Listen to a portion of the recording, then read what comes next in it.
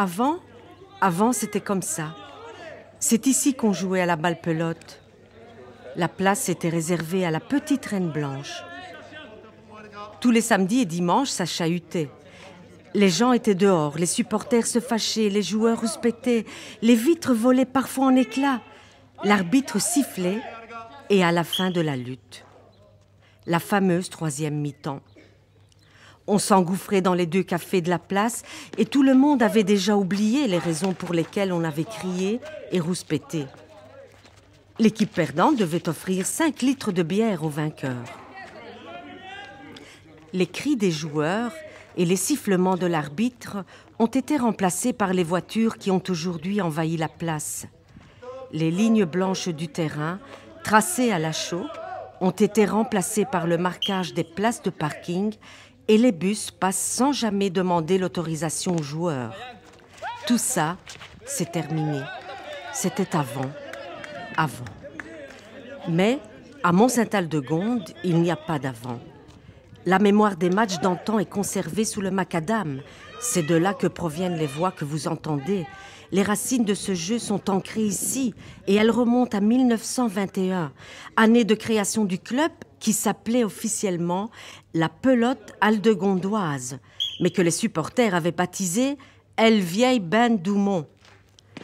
Samedi, 15h, 22 mai 1921, devant vous, Jules de Railmaker, chef d'équipe, et Léon Magny à la ligne des courtes.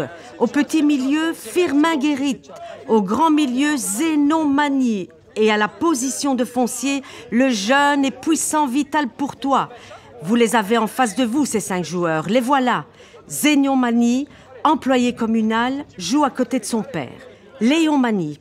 La famille se voit à table et sur le terrain.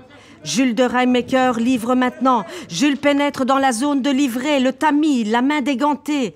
Il lâche la balle devant lui et la frappe aussitôt de la même main, d'un grand balancement du bras accompagné de tout le corps pour la propulser aussi loin que possible. Regardez la trajectoire de la petite balle en direction du rectangle adverse. Son fils décédera à Liège à la fin de la Deuxième Guerre mondiale.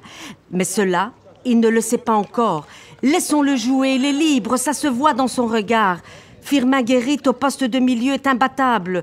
Dans 2 ans, il fera partie de l'équipe qui remportera le championnat de Belgique. Vital Pourtois frappe à présent la balle. Homme d'un esprit droit et bon camarade.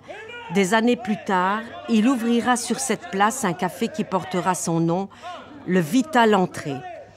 Vital Pourtois est décédé trop tôt, laissant 2 enfants, Florestan et Vitaline Pourtois. Mon arrière-grand-mère était Vitaline Pourtois. J'ai toujours connu la photo de son père Vital et de ses coéquipiers sur la cheminée de notre salle à manger. Dans un tiroir du buffet, son gant, ou la casserole, comme on l'appelle dans le jargon du jeu, et sa dernière petite Reine Blanche.